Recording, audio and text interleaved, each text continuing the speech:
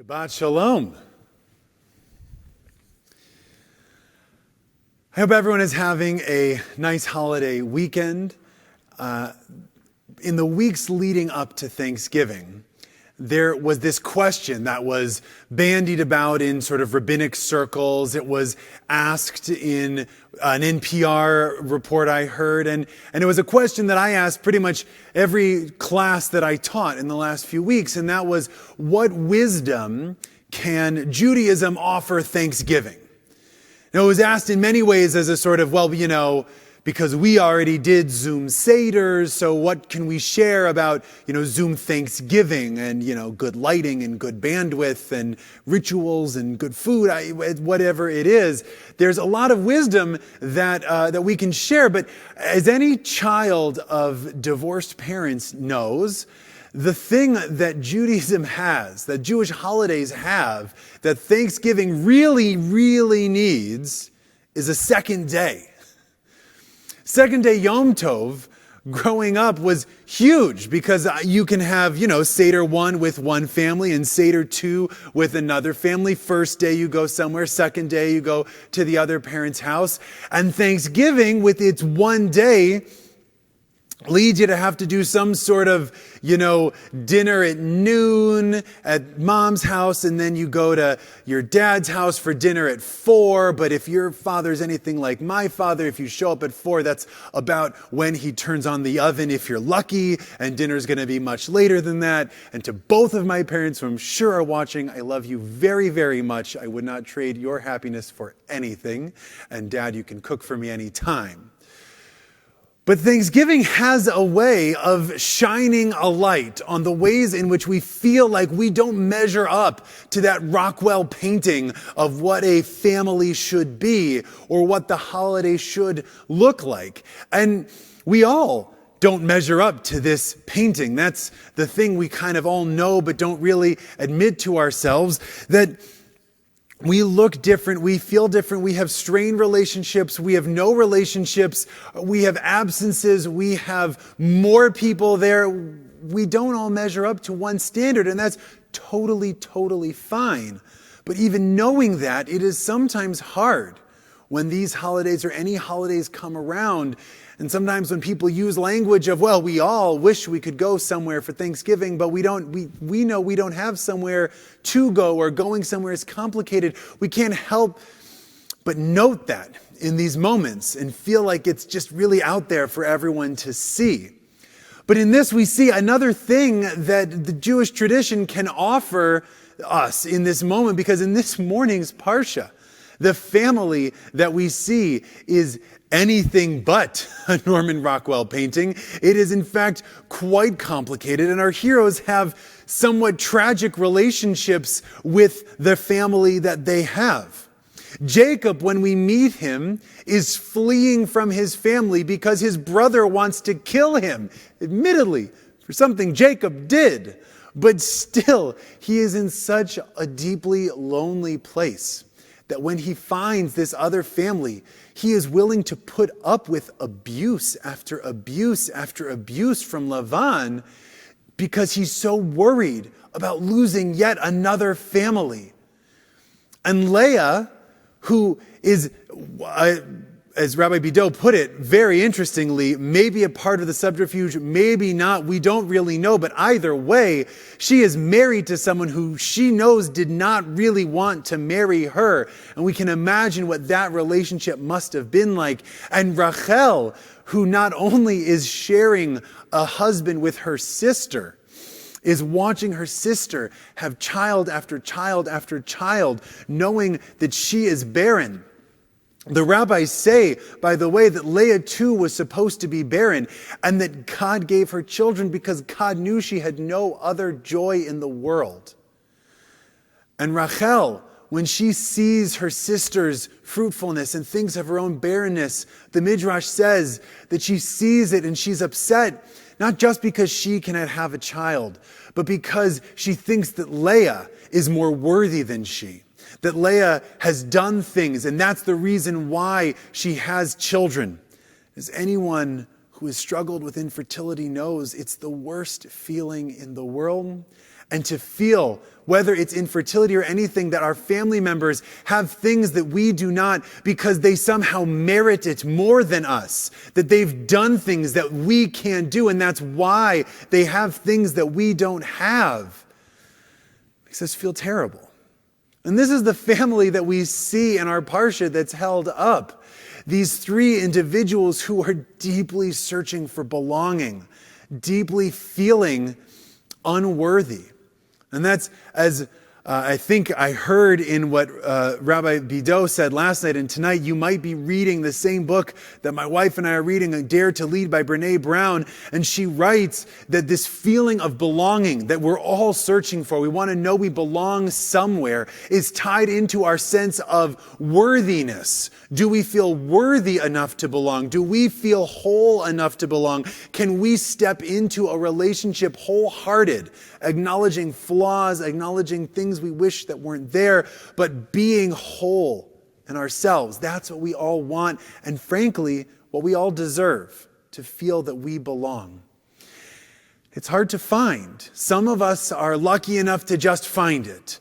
Others work very hard to get there. But we have to try, because we see what happens if we don't. Jacob never really deals with his sense of non-belonging and unworthiness. And frankly, as we see, he passes it on to his children. And they have their own issues of worth and belonging, and the family dynamics amongst his 12 sons is not so much healthy, and they pass it on in some ways to their children, and the cycle continues. Rachel and Leah are different. And this comes to that scene with the mandrakes that I asked you to note as we pointed out earlier. And this scene is read in many different ways. So let's talk about it for a second. It verges a little on, we should maybe have a little TVY PG or something down here. Isabella, I want you to, go like this and say the Ashrei for just a second, okay? All right, thank you. So this scene with the mandrakes is that Leah's oldest son, Reuben, while he's out in the field, he finds mandrakes, which are some sort of ancient fertility remedy. And Rachel goes to Leah and says, please, you have children. You don't need these mandrakes. Could you please give some to me?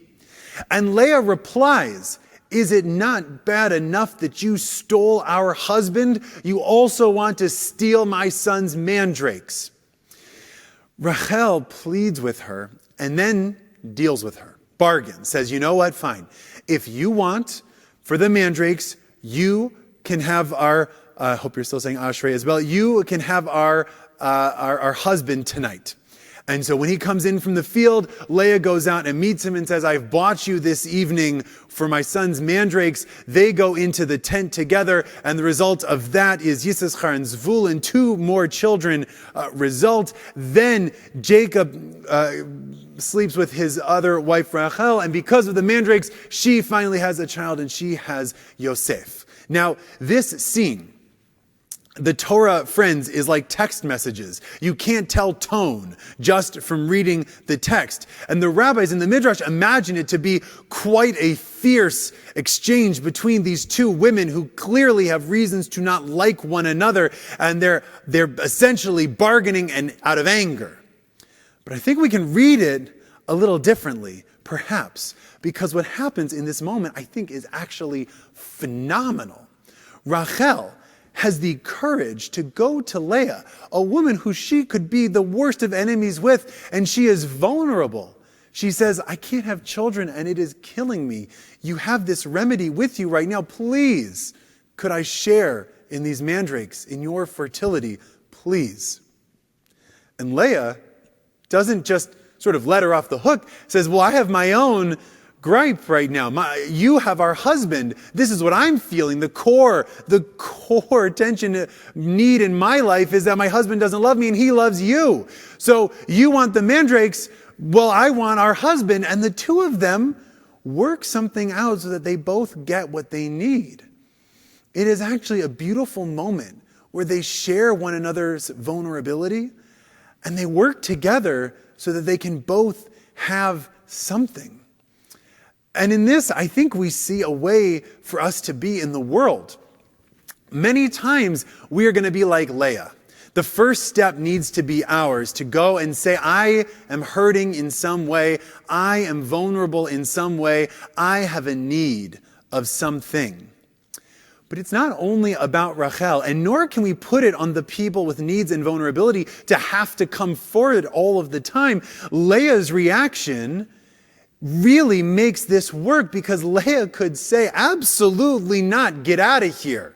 I hate you, no. Leah sees her vulnerability.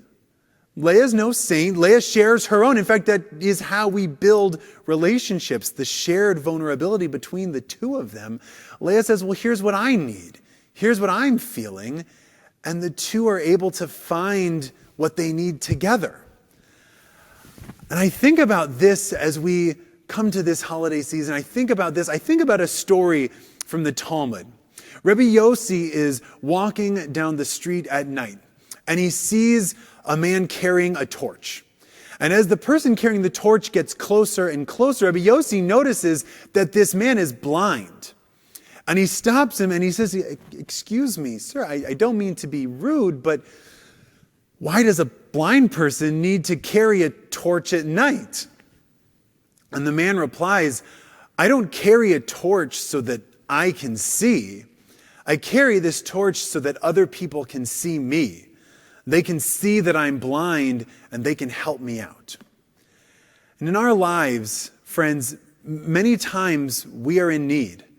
And if we have the tremendous courage to carry that torch, to illuminate our needs, well, then maybe someone will see us.